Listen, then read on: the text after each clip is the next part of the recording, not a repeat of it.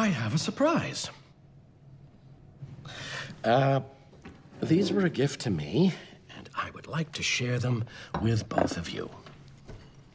Look at them. Look at all the festive shapes. Snowflakes and gingerbread men, a tree, this little mitten.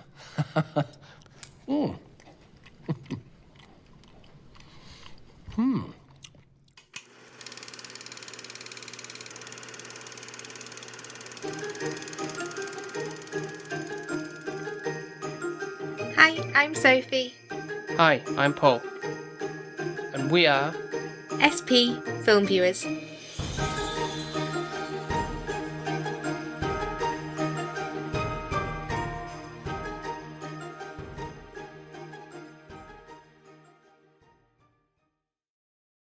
very windy today, isn't it?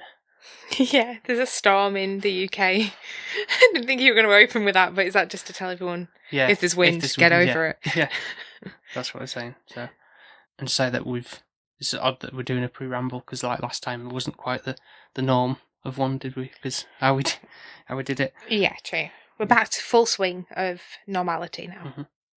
And we're back with another Christmas-related film. You say it like it should be a surprise. This is what it is now till the end of the year. Yeah. It's one that we haven't seen before. And this film is called The Holdovers. I've never heard of it before, you mean, either. Don't know nothing about it.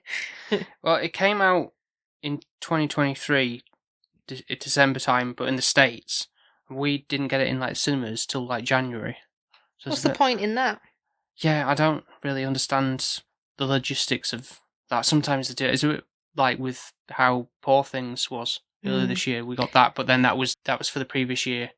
But anyway, this one is kind of like I feel like a dysfunctional family kind of affair kind of thing. So people getting along like begrudgingly, but then kind of warming up to each other is what I kind of get from what I've seen. I haven't looked too much into it, but it does seem like something that is kind of right up my street, really, with kind of like maybe like dark humour or kind of just like that drama with a bit of humour, or a little bit of humour at the very least. So it's not going to give me the Christmas cosy feels, or do you think it will eventually? Well, I think so. I about the holidays, essentially. Going all American on me, holidays. Go on then, read me what's it about. Yeah. So it says, a curmudgeonly instructor at a New England school remains on campus during Christmas break. He soon forms an unlikely bond with a brainy but damaged troublemaker, and with the school's cook, a woman who just lost a son in the Vietnam War. So it sounds like a lot of people being alone at Christmas and they all come together and make a family. Yeah, or make a friendship. I'm down for that. So again, bringing the Christmas spirit out from each other, really, I think, really. Or trying to. I don't know if it's... whether this is going to be happy ending, but I've got a feeling it's kind of like those. It might be one of those ones where it kind of turns. It has to be. It's a Christmas film. I feel like what Christmas film can't have an happy ending? Mm-hmm. Yeah, they learn something from it, and even Die Hard, if you class that as a Christmas film, has a happy ending. The bad guys die. Yeah. So yeah, quite excited. Check this out. I'm intrigued. Yeah, I don't know if it'll be like a 10. But we'll see. Okay. It looks very cold and very like the tones of the front cover is like not cover, like a warm Christmas glow, is it? The caption on the front of the disc says like discomfort and joy. So right, great. So it gives you some kind of indication, which will be funny. I think oh yeah. Of course it'll be funny because I just want Christmas fluff and you're not going to give me it. Okay, well we'll go watch it then, shall we? So yeah, let's go and check out The Holdovers.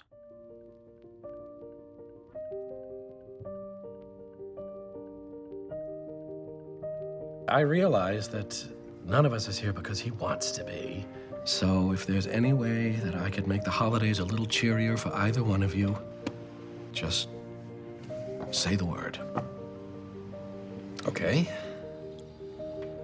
I want to go to Boston. Boston? Why? Why not?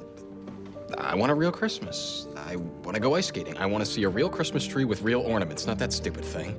You said it was nice. It is nice. Come on, let's get out of here. I want a real holiday. We're not going to Boston. It's out of the question. You told the boy anything, so take the kid to Boston. Mary, we're not allowed to leave campus or the immediate environs.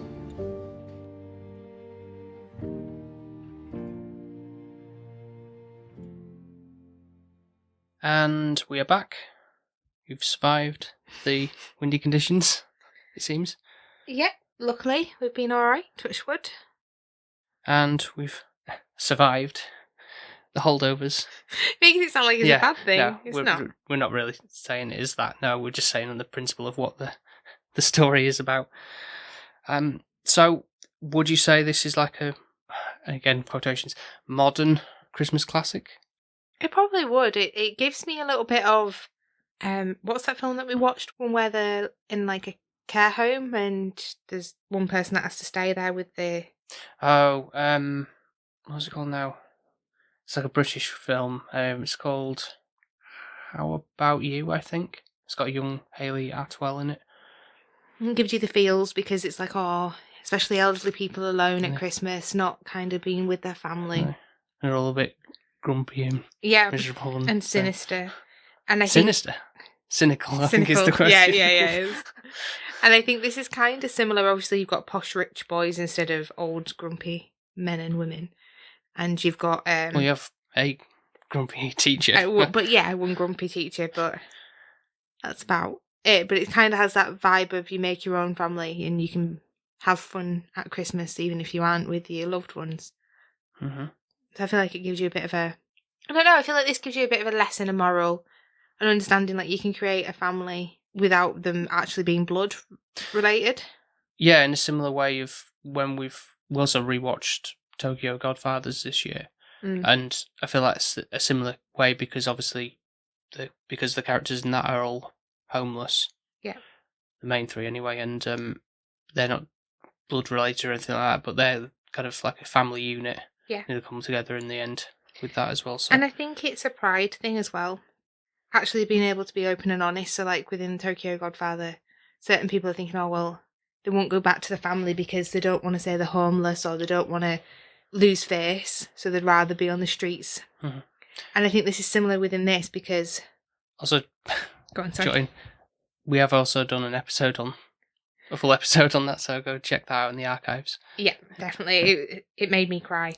I think it's just thinking of somebody being homeless and not having a lot, especially around the Christmas times, I don't know, and it being bleak and awful weather. Mm-hmm. It just hits more differently. I know it shouldn't because obviously it's always awful. Yeah, but it seems a lot worse, doesn't it? Yeah. With this though in mind, I think it shows how even if you have got a lot of money or a lot of wealth, or there still can be health issues, and you can still be lonely essentially. More lonely sometimes if you've got the more money you've got, because there are people with you for the right reasons. Are they just your friend because of a class status? Is it just because you've got money that they'd maybe dating you if you were older? Do you know what I mean? I think it's more, is it fake? Because it's just people are after your money. So like, for example, the mum of Angus, she did have Angus's father who's sadly got like dementia and Alzheimer's, and I think he's... obviously at the beginning we've led to believe that his father's passed away. It's Angus Tully. This is one of the kids who... He's one of the holdovers, and he makes out like his father's no longer around, but it essentially feels like he's dead because he's not the same. Yeah, he's not the same man he used to be. My mum said this to us. So we lost our granny to Alzheimer's. And Your granny. Well, yeah. Our granny. We lost my granny to Alzheimer's, and she was around for a lot longer. So I know your granny had the same as well. Or your nan. Nan, yeah. But sadly, your nan, I don't think you had to really watch her suffer long with it. No. Whereas mine was like quite a long time. So like when mum would go see her, even though she was her mum would be the milkman, she'd be the postman, she'd be any man, not her daughter. Yeah. So like mum said, when initially she fell down the stairs and lost her to Alzheimer's, she lost her mum then, but then she lost her mum twice in a sense. Mm-hmm. And that hurt more because it's like, well, I've lost you because your mind's not there mentally. but then I've lost you physically because you're not there, even though you don't know who I am. And I think that's, like, when watching this... Certainly at the back end, when that becomes more apparent, then But also with the mother moving on, marrying a rich man, basically. Yeah. And the way that she's reacting towards her son, like, leaving him there when he was meant to go on holiday with her and come home. Yeah, it's like, oh no, we haven't had a honeymoon and forever, and it's like... You've only been engaged or married 6 months or whatever. Yeah. You could have had it whenever he's been in boarding school. He's been shipped away to a boarding school now. And I think it's just that, like, elite class thing where she's thinking she's doing best for her son, but actually she's just not been there for him. No, she's been very selfish in that regard. Yeah. Because, you're just too much trouble, basically. Yeah. That's why you need to just shove you away. Yeah. First of all, I think boarding schools are wrong. Like, why have a child if you're just going to shove them into boarding school? Well, what does that say about Harry Potter series then, Soph? Because they all get technically shipped off to Hogwarts, and they seem to like have most of the time having a right laugh.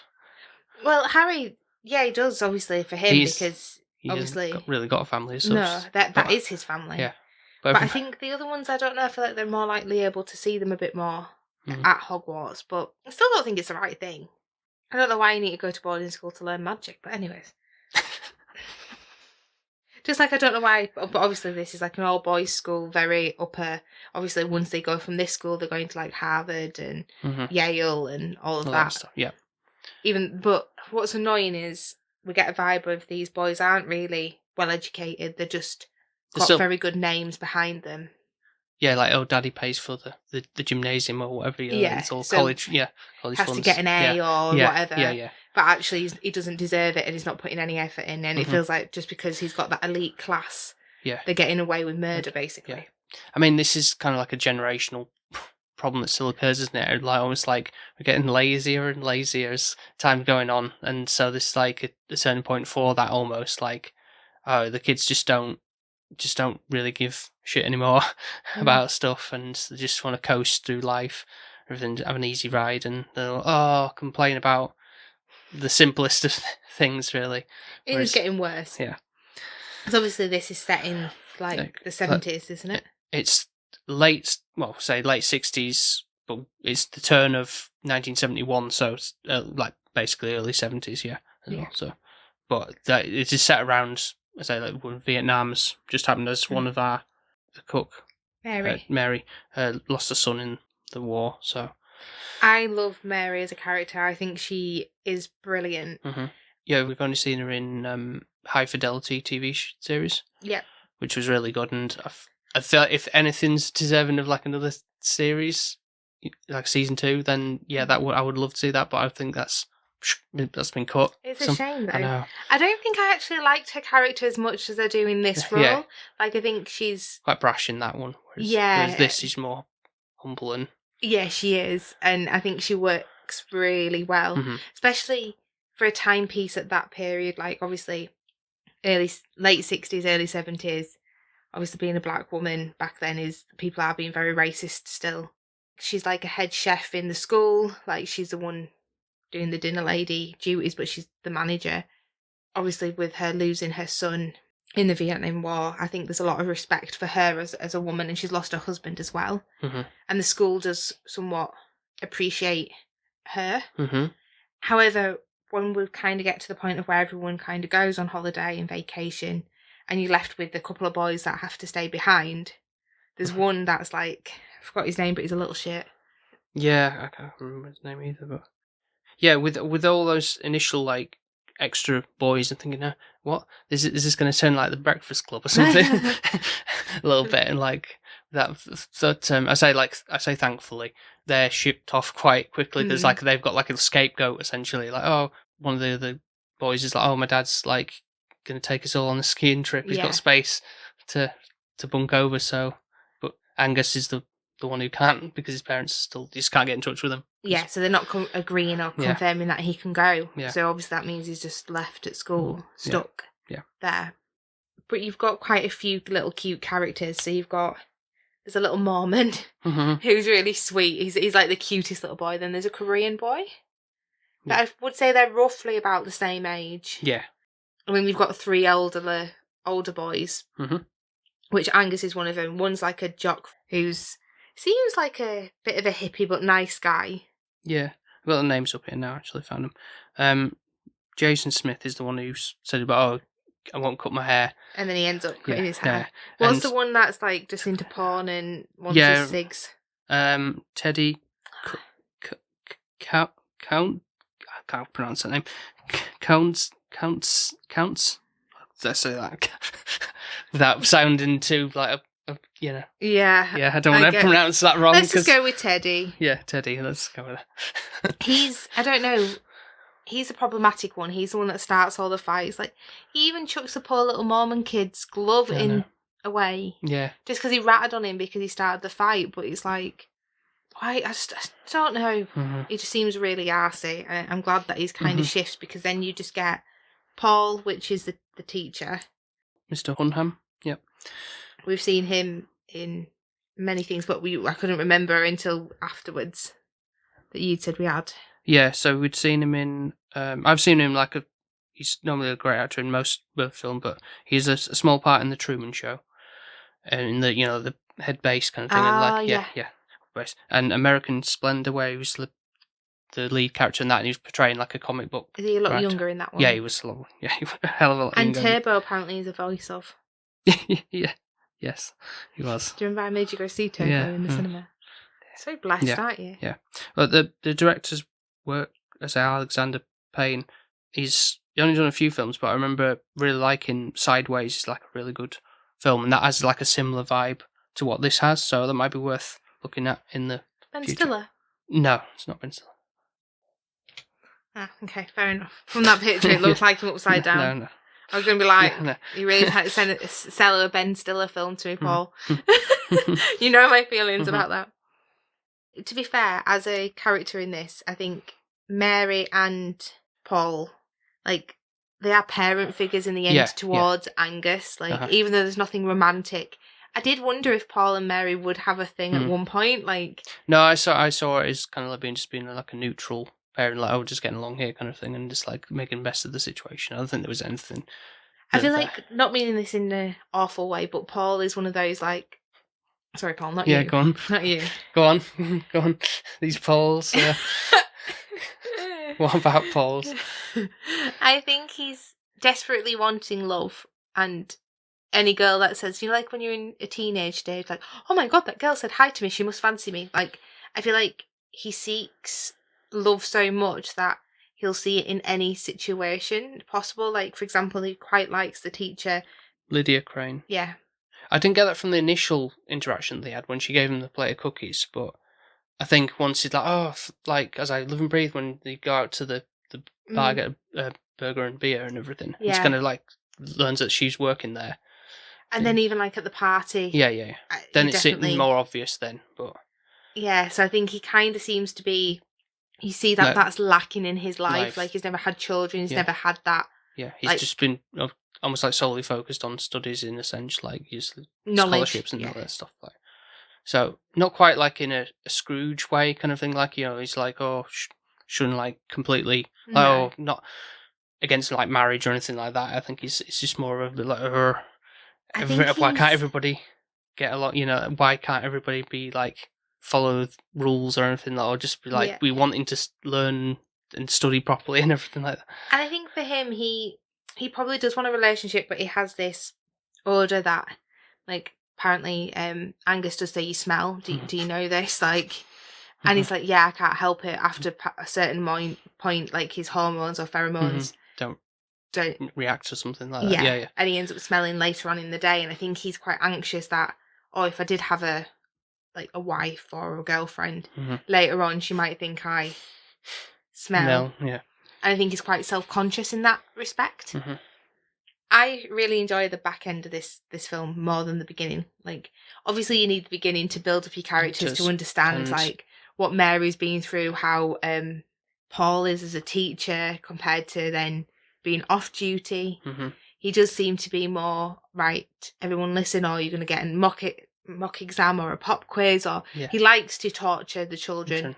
But I think that's because he thinks they're disrespectful and layabouts, and he wants to make sure that they actually put some effort in. He sees potential in them when they are good. Like, for example, when you just see that they are trying to do good, he will give like good grades. Mm-hmm. So when he was handing out the tests, papers, yeah, everyone was getting D's, F's, E's, and then Angus got a B. B plus. B plus. Yeah, like you said, like as it says later on, is the fact that he's like he's a smart kid, but he's obviously just got a mouth about him really, and just doesn't apply himself that much. But but then you kind of understand where you delve into how Angus is being brought up in his childhood, and you understand that Angus actually has a lot of underlying issues where you just think, oh, he's a rich boy being lazy, because that's probably Paul's first interpretation of him. And that's kind of the way you say to me, don't judge a book by its cover, so to speak. But I really like, as we go through the film, you kind of enjoy the company of all three of these characters and see how they develop and everything like that. And I think that's the point of the film, really. This kind of, I'd say, somewhat wholesome in a way, despite how certain actions are transpire and everything like that. But ultimately, it feels like they're building this little close knit family and everything like that. And this is what the holidays are about, really. At the end of it, you kind of make you try and enjoy it as best you can with. Well, yeah, and I think that's what's nice about Paul. What he does in the end is he does become a little bit softer, and initially, like, the tree gets taken down and gets taken back to wherever they've bought it from initially, because like, well, no one needs it now. Yeah. And then Paul ends up buying this really, really tiny tree, giving 2 crappy books, and then giving Mary some wine, but gives gifts, but not giving him to expect to receive anything back. Mary provides a wonderful dinner, and actually Angus says, I've never had that. Never had a home-cooked Christmas dinner before, which is dumbfounding to even think that, isn't it? Like, for me, that's all I've ever grown up on. Exactly. You'd be devastated if you couldn't have. I would absolutely be devastated. They're quite lucky in that regard, I suppose. I am. Yeah. Really lucky. And my mum's Christmas dinners are amazing. Obviously, we're doing a bit of hosting this year, but I'm going to have her as my, like, sous chef to help me learn how to be her standard of Christmas dinner.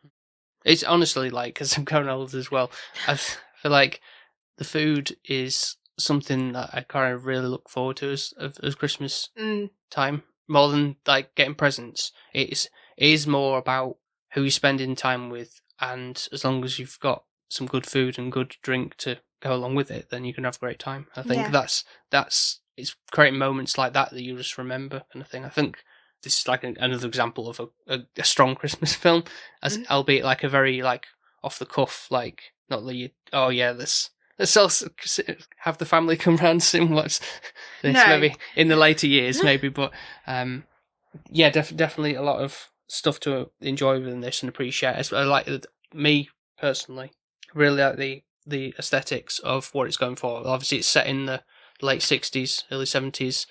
Obviously, the decor and everything like that, and even like at the start when the film opens, you've got that old like Universal logo, and you have the opening slide that kind of tells you what the film is going to be like. This is approved by the rating of whatever, and then even throughout, like, it's like film grain, but not like the old like style of the camera would have that kind of like pops and like crackles in it, a bit of scratch or dust on the negatives. Negative.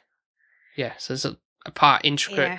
It's intricate to the film. Do you feel like, though, go with me, that seems more prominent at the beginning? I think as the film went on, you didn't notice it as much, but I did occasionally see it. But again, it was kind of like, I haven't got many notes as such, but that's not I've got nothing to say about it, because I think it's just more like so engrossed in like the storytelling, the writing of the film. Yeah, the dialogue was really good. Really, really quick. Yeah. And it gave you like an old film, like you felt like it was an old film, which that's what they were going for, but obviously it's only been released in 2003. Yeah.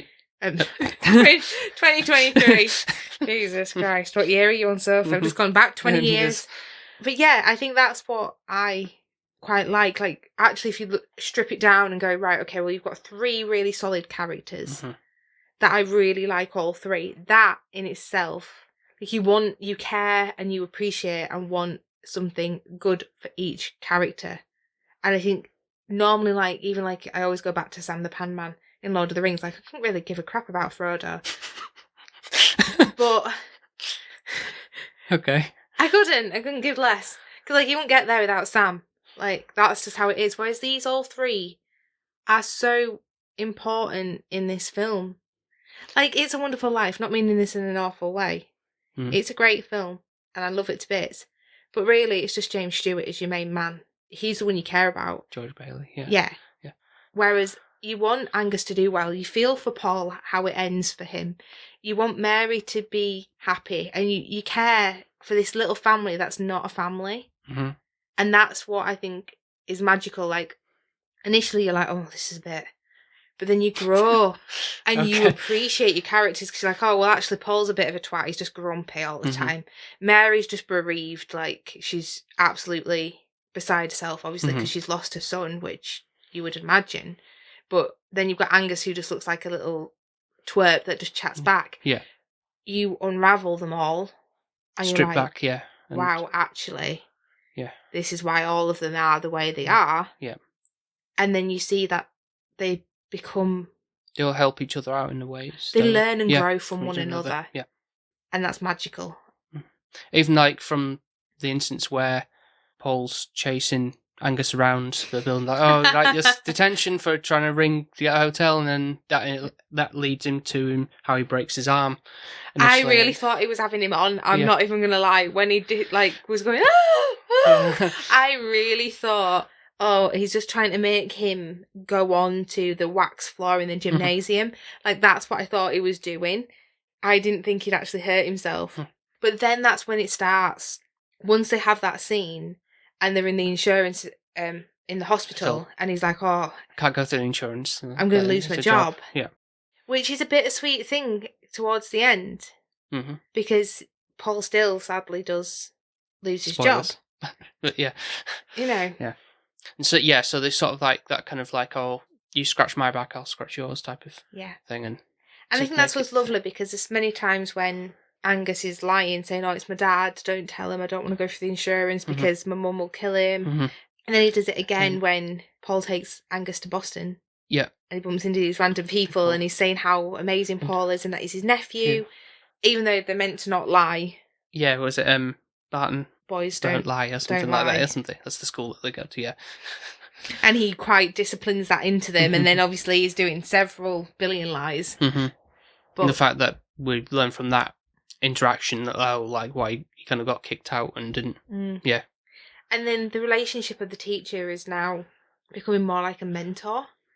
It's not being I'm a teacher, there's a relationship there, there's a care for... This young man, yeah. And I think Angus actually does care for Paul in a weird about way.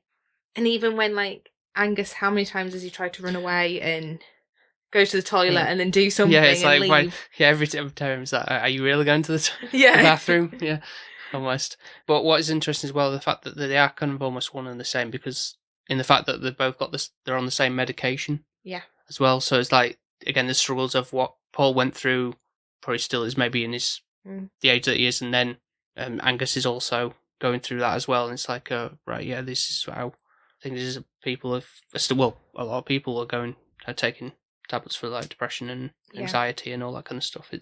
I feel like he relates more to Angus when he knows this, even though Angus is trying to hide it, and but then he mentions a shrink, and he does mention all of these things that he's going through. Like, as a young growing boy, he's had a lot of crap.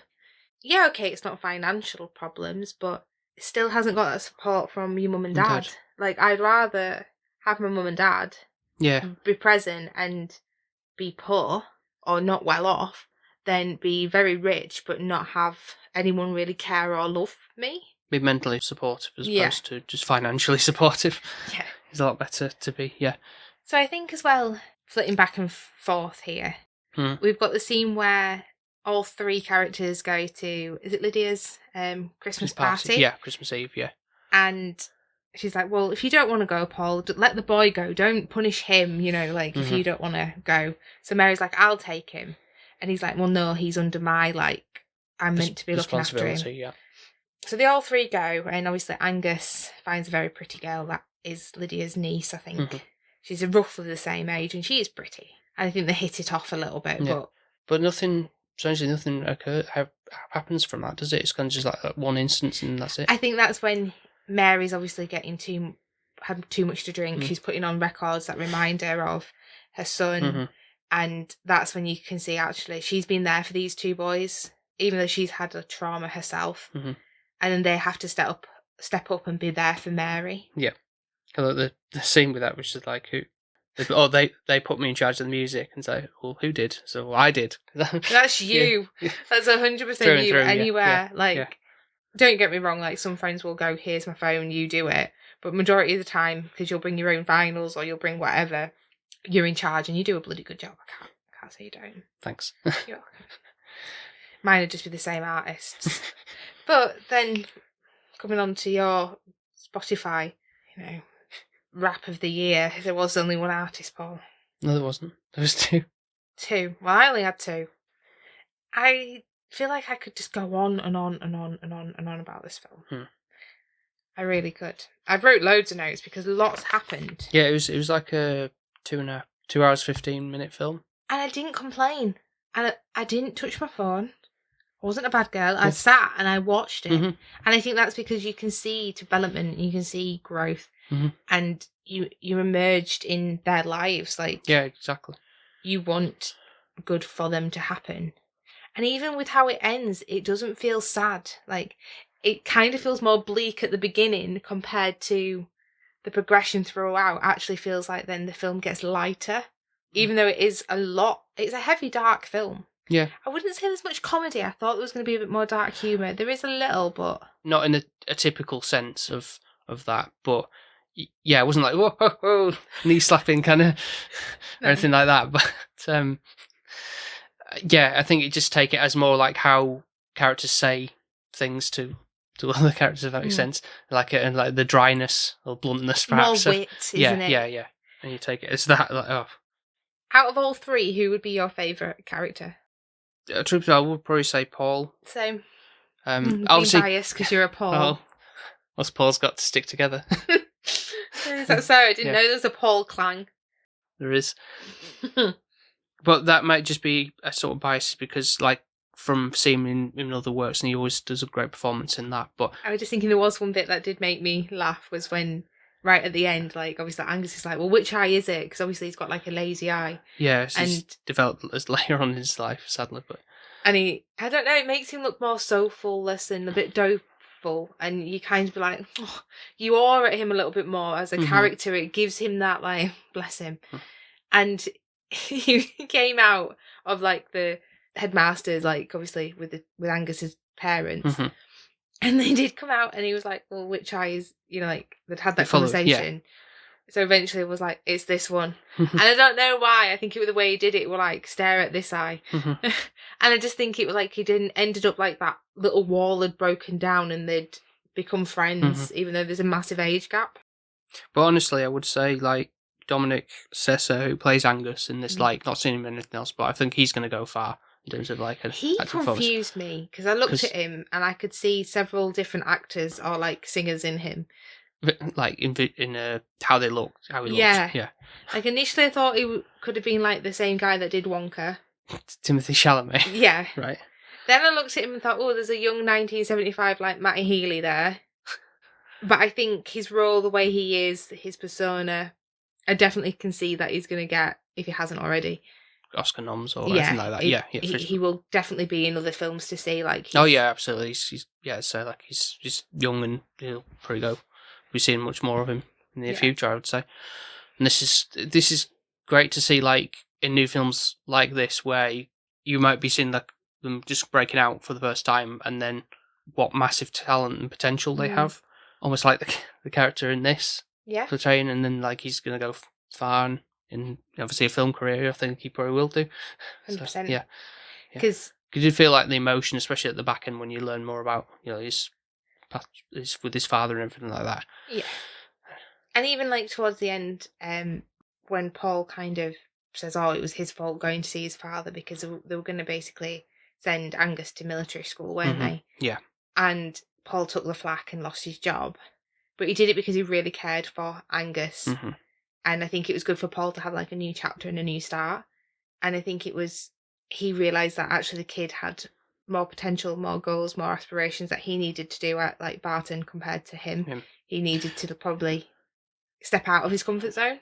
Yeah, he's sort of like he's served there for quite a number of years, and I feel like it's time for him to like spread his wings essentially, because he's like essentially almost like been there his whole life, from being like a student there himself, then going to college, and then coming back there and not really moved away from it, and so like had that kind of isolation in that sense. Imagine like that'd be you going to Bingley Grammar back there and just staying there. Being a teacher, yeah. How do you feel about that? I don't know. Really, probably changed a lot since. I wonder if they ever changed those old, big, massive Mac computers. They will have done now. Still being there. Yeah, just make you think. I think as well, Paul's character, like when it was the new year, it was like a firework, or you called it a cherry bomb, didn't you? Or something like that. Yeah. And he was like, Angus was like, "Oh, should we light this up in the school?" And he's like, "No," and Mary's like, "Definitely not." And then he's like, "We'll do it in the kitchen." And Mary's like, "You what?" And I think it's just like a little bit of banter. Yeah. But you know, at that point, as obviously I'm glad we had it did carry on, the film carried on, but I think that would have also been like another perfect place to end, where it kind of like fade out and they're all kind of laughing in the kitchen. Like it's like it is now the new year and it's a new chapter, and what's the future going to hold for them. I think that would have also worked as an ending. Nice for Paul not to have lost his job, but I think it's good that he did, in a sense, because he can move on. Yeah. Instead of being stuck in that role. Yeah. I think I'd have wanted a little bit more from him and Angus at the end. Of like, I wanted Angus or somebody to hug one another. Well, I mean, there was like a brisk handshake that I kind of felt like that was like enough, and that was but like. I just wanted the hug and the pat on the back. But I guess it's an age piece. Like, I think if that was more done modern day, it would definitely be like more like that. Like maybe in the 70s it wasn't, or late 60s. Men didn't hug really as much back then, did they? I guess it was not. Like, I'm but it's more your dad or my dad. Like if the hug of the men, it's a bit weird for him, isn't it? I suppose. So overall, I think it just gives you the feels. I think I did cry several times, or within this. I found myself more not like blah, blah, blah, but I did find myself like certain like feeling the emotion coming from these characters more so at the back end as things transpired. But I do think this is one that's, I don't know if it'll be on every year, but I think it's definitely something to come back to every so often, every other year or something like that, or like definitely feels like a holiday classic in a sense. And it humbles you. It makes you realise how lucky you are for what you've got. Yeah, it feels real in that sense, really, as opposed to all these other schlocky ones or things like that, where everything's all clean and everything's all going to be fine and everything's all lit like really nicely and just American. I know my mum loves those, like when I see her watching some of them on telly, but now you've ruined me. Like something like that, which I would normally enjoy and tolerate, I'm like, oh no. And I'm like, why have you done this to me, Paul? I used to be fine in my cotton candy bubble. But you appreciate I absolutely appreciate this one. So, and he said that you could go on and on about the film, but is there genuinely anything else you want to say before we go to the scores? I think just covering Mary's part when she's in Boston. So initially she's carrying this box around quite a bit with her, and I associated that box with her son's ashes. That's where my head went to. Obviously we don't see what's in the box until like what's in the box? The very end. You don't know what the references, but I don't. Wasted on me, aren't you? But someone will appreciate it, Paul. Is it The Simpsons? No, it's not. It's always The Simpsons. And bless her, Mary brings this box and she opens the box up. And there's all this baby stuff, and you initially think, oh, she's clinging on to her son as a baby, and you think, oh, that's quite sad. But then you realise her sister's pregnant and she's passing on all her son's baby stuff to her. And it's just like this quite sad emotion, but actually knowing that that's actually good for Mary because she's moving on. And then there is a scene where Mary and her sister are chatting away, and obviously it's her sister's husband. He just looks in the room and is like, shakes his head and walks off. So. And I did look and think, oh, bless him, that's Paul. When me and Sarah are sat together and we're just yakking. You either sit there quietly, bless you, or you'll just leave us to it. There's no point, is there? You're not going to get a word in edgeways. So there you go. There's something else that was kind of funny to you, wasn't it? Yeah, it's true. Yeah. The only thing I've got to bring up about the film, which I was going to do earlier when you were on about like the three characters in like isolation and everything like that. You bring up the lighthouse? No. Oh. What do you think I'm going to bring up? And also there's the fact there's like it tells you the days when they're there, December 22nd and all that. Are you going to say The Shining? Okay, that's all right then. Yeah, because again, a wintry, isolated. Just for you to put anything into The Shining to bring it up, eh? I'd prefer this to The Shining personally. Yeah, at least no one. There's no blood, axe murdering or anything like that. Yeah, there's not that creepy woman in the bath. Yeah, no, there's not. But yeah, I see where you're coming from though. Right, so I guess we want to the scores, and I go first. I like it when you go first. So for a first watch, and I do think it's one that's going to grow on me as time goes on, for sure. Especially as I keep getting older. Get older and more sentimental, yeah, I suppose. I'm going to put it at 9. Do you know what? I actually agree with you. That sounded very Yorkshire, didn't it? Did it? You know what? I think it did. No, I do agree with you. I was thinking, what could make it a 10? And I think it's just rewatchable value would make it a 10, probably. It will come to a point where it will be one of those that I feel like I would want to put it on every other year. It probably might be every year, depending on how sentimental I get towards the characters. Obviously, this is the first time. Yeah. He's not like a George Bailey where I'm really rooting for him and love all of them. But I wonder if in time to come, it could come that way. Yeah, it's almost a breath of fresh air, really, in terms of, as in maybe not just a Christmas film, but in just like they don't quite make films like this anymore. I think it feels like it feels like it would have been made in the 70s and really and then be like a classic in that sense, but it's been made in like a modern time, so it's kind of like rare for something like this to come out. And for it to work, like to keep keep your interest in like knowing about the characters and everything. And to have it as a 70s vibe, like being coherent throughout with that. You know, having minimalism, like there's no cell phones, I think that's something that's nice as well. Yeah. Nobody on the phones, nobody just on a computer or... Yeah. I think back then was sometimes a bit easier. Like, I know it sounds daft, but I realised the other day I saw something on Instagram and we're older than Google. Oh, God. That does make me feel old. Google didn't exist when we were born. Mind-boggling, isn't it? Maybe that's why we liked the film so much, because we can relate to it as younger times. Yeah, but it's not 80s though, so... No. 90s. But still a lot to appreciate. Visually and the storytelling perspective. 100%. I think it's just overall, I love a good story. I love a story that you grow and develop with your characters. I love the fact that I love 3 characters. Like, normally you have a favourite, and I think Paul is my favourite, but not like a massive margin. Yeah. Like... They just were like a triangle a piece, and they all like fit together. Yeah. They do. Yeah. It actually looks like a weird odd family. Like Paul's the dad, Mary's the mum, and Angus is the annoying child in the middle. None of it makes sense how they would all get along, but they do. Yeah, just works. Yeah. Yep. Good stuff. So I'd say that's a pretty positive. I'm really surprised for Christmas. Like, you're scoring quite highly. Like, I think I shocked you at Halloween. That's true. But I think I had an inkling that this was going to be quite a high one for me, because it's like my sort of vibe as opposed to like the typical like cliche Christmas films that if a younger Sophie would have hated this. Probably, maybe, but we wouldn't have known, because the film wouldn't come out at that.